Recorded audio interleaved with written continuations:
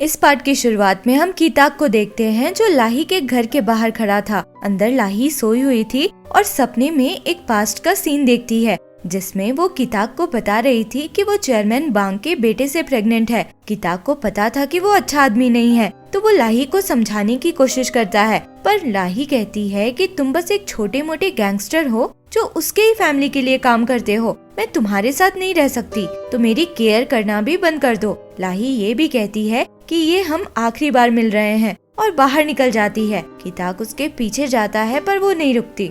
Next scene में हम देखते हैं कि पुलिस ने डीएनए मैच करके ये कंफर्म कर लिया था कि वो स्केलेटन दामी का ही था और ऑटोप्सी से ये भी पता चला था कि दामी की डेथ गोली लगने से हुई थी। फिर हम देखते हैं कि कीताक किसी तरह चेयरमैन बांग और दामी के रिमेन्स ले आया था और सब अपने रिस्पेक्ट्स दे रहे थे। मैथ्यू उस समय बहुत रो रहा था पर कहता है कि हमारा प्लान जैसा था वैसा कंटिन्यू रहेगा। मैं एक एक करके हर किसी को बर्बाद कर दूंगा। नेक्स्ट सीन में हम देखते हैं कि मैथ्यू लाही को तिकीटाका का सीईओ बनाकर खुद चेयरमैन पोजीशन लेता है और जिन्मो की कंपनी के साथ एक बिजनेस कॉन्ट्रैक्ट साइन करता है। कुछ रिपोर्टर्स मैथ्यू से उसके और लाही के रिलेशनशिप के बारे में भी पूछते हैं, तो वो एडमिट करता है कि वो दोनों डेट कर रहे हैं। दूसरी तरफ हम मोने की मॉम और उसके भाई को देखते हैं जो अब यूएस से वापस आ चुके थे और उनके बात से पता चलता है कि उन्हें मोने ने ही कोरिया के टिकट्स भेजे थे।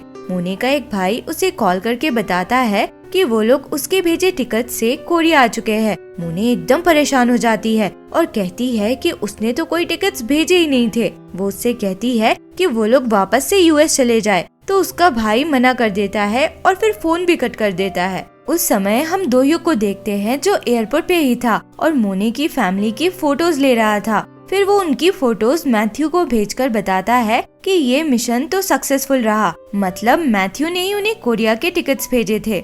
अगले सीन में हम देखते हैं कि मैथ्यू लाही और जिन्मो से टिकीटाका के स्टॉक के बारे में डिस्कस कर रहा था।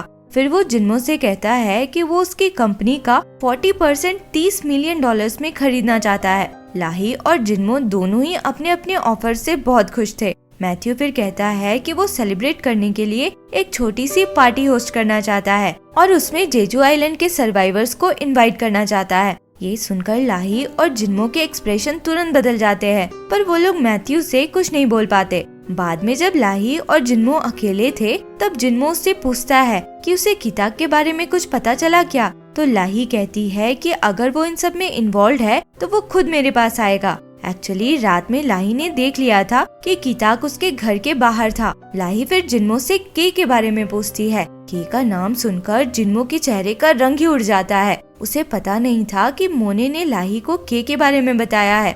लाही ये सोच रही थी कि अगर के उनका साथ देगा तो वो लोग इजीली ली हुई को हरा सकते हैं, क्योंकि ली हुई के पास चेयरमैन बांग के पैसे होने के बाद भी वो सुंगचान ग्रुप के आगे कुछ नहीं था। लाही फिर से पूछती है कि के कोरिया में है क्या, मैं उससे मिलना चाहती हूँ। जिन्मो एकदम गुस्से में लाही के पास आता है और कहता है कि मैं तुम्हें वार्निंग दे रहा हूँ, अगर के का नाम ऐसे ही लेते रही तो हम सब मारे जाएंगे। लाही पूछती है कि इसका क्या मतलब। जिन्मो कुछ बोलता उससे पहले मोने वहाँ आ जाती है और बताती है कि किसी ने उसकी फैमिली के लिए टिकट्स भेजा था और अब वो लोग कोरिया आ चुके हैं। नेक्स्ट सीन में हम जिया को देखते हैं। वो मोने को कॉल करके कहती है कि उसे उसकी वीकनेस पता है। एक्चुअली उसने मोने और सिमजुन को होटल के बाहर साथ में देखा था। वो मोने को ब्लैकमेल करती है कि वो सबको इस बारे में बता देगी। तभी लाही वहाँ आती है और उन दोनों की बातें सुन लेती है। लाही फोन लेकर जिया से बात करती है और उसको समझाती है कि बेवकूफी ना करे।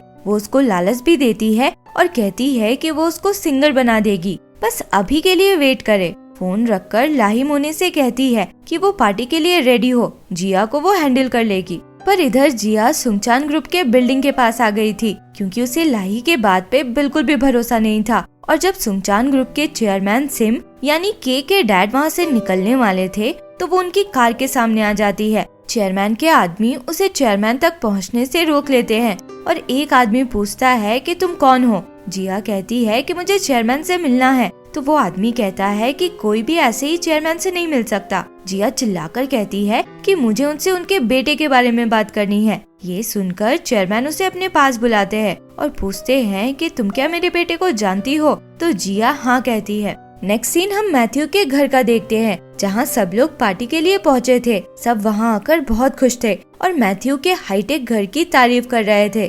पार्टी के बीच में मिस को जिन्मो के पास जाकर कहती है कि मेरी बेटी तुम्हारी बहुत बड़ी फैन है। इस पे जिन्मो कहता है कि हाँ, मैंने लाही से तुम्हारी बेटी के बारे में सुना है कि वो मोने के साथ उसी ड्रामा में काम कर रही है। कभी उसे मेरे ऑफिस लेकर आना तो हम कॉन्ट्रैक्ट साइन करने के बारे में बात करेंगे। मिस को फिर कहती है कि मेरी बेटी एरिका और तुम्हारी बेटी हाना सेम स्कूल में जाते हैं।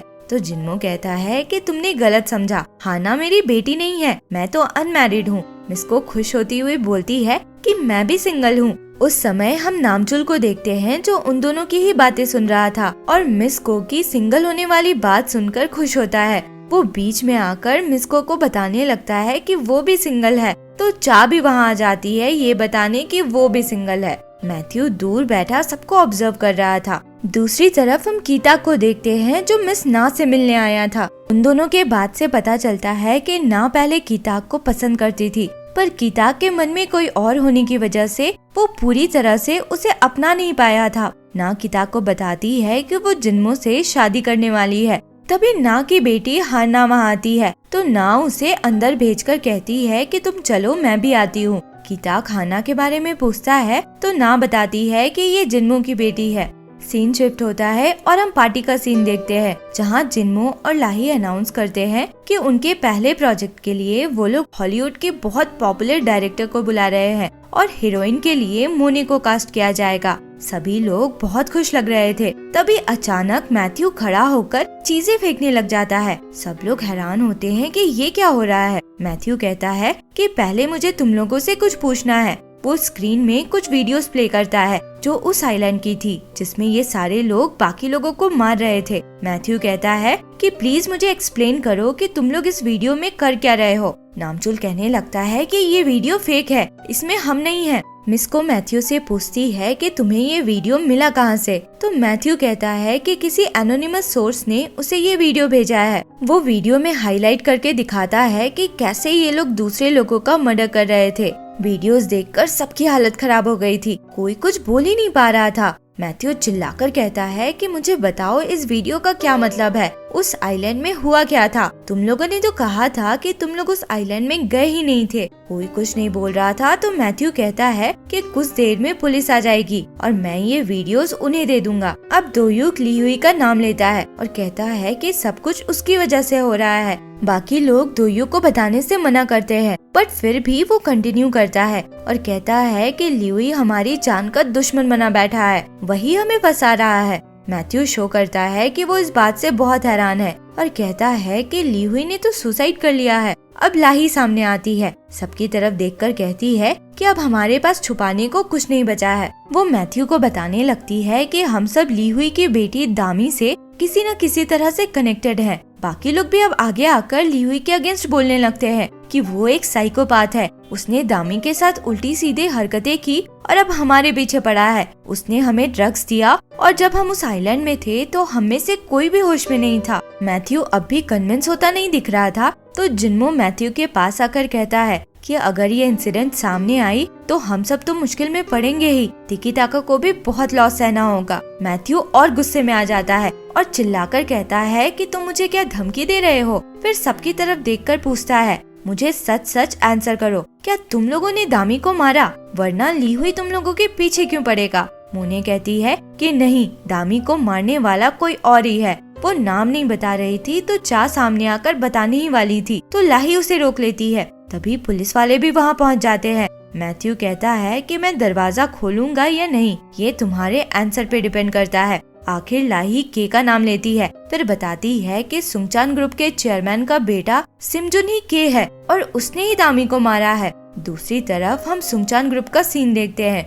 जहाँ जिया चेयरमैन सिम के साथ बैठी थी और उसने सब कुछ बता दिया था। फिर चेयरमैन सिम अपने एक आदमी को बुलाकर कहते हैं कि वो जिया को उसके घर तक छोड़ दे। इधर मैथ्यू सबसे कहता है कि अभी के लिए मैंने पुलिस को भेज दिया है, पर मुझे तुम लोगों पे पूरा भरोसा नहीं है। मैथ्यू सबकी हेल्प करने के बदले कहता है कि उन्हें कुछ वैल्यूएबल दांव पे लगाना होगा। कोई कुछ नहीं बोल रहा था, तो दोह्यूक आगे आकर कहता है कि मेरे पास मेरी बस लाइफ है और मैं उसे दांव पे लगाता हूँ। उसके देखा देखी बाकी लोग भी आगे आते हैं और अपने करियर को दांव पे लगाते हैं। लाही तिकिटाका में अपना सीईओ पोजीशन और जिनमो अपनी कंपनी दांव पे लगाता है। मैथ्यू सबसे साइन भी करवा लेता है और कहता है कि वो ली हुई को ढूंढकर सच सामने लाएगा कि वो एक विक्टिम है या साइकोपाथ। फिर हम देखते हैं कि सब लोग आपस में डिस्कस कर रहे थे। जिनमो कहता है कि अभी के लिए हम सेफ हैं। मैथ्यू और सिमजुन दोनों अभी हमारे साइड है, तो हमें ली हुई से डरने की जरूरत नहीं है। लाही कहती है कि एक प्रॉब्लम अभी भी हमारे सामने है। कोई है जो मोने को उसके पास्ट से ब्लैकमेल कर रही है। वो एक्चुअली जिया के बारे में बात कर रही थी। सब लोग डिसाइड करते हैं कि जिया का मुंह बंद कराना ही होगा, भले धमकी से या पैसे से। सब लोग सीधे जिया के घर पहुंचते हैं तो दरवाजा खुला था और अंदर अंधेरा था। मोने जिया के नंबर पे कॉल करती है तो अंदर से रिंग होने की आवाज आती है। सब लोग अंदर जाकर देखते हैं तो जिया फांसी में लटकी हुई मिलती है और उसके मिरर में एक मैसेज लिखा था कि जो भी बिना सोचे समझे के का नाम लेगा वो मरेगा। और इसी के साथ ये एपिसोड यहाँ खत्म होता है। आगे क्या हुआ इसके लिए मिलते हैं अगले वीडियो में। अगर एक्सप्लेनेशन पसंद आया हो तो लाइक, शेयर एंड सब्सक्राइब करें। Thank you for watching.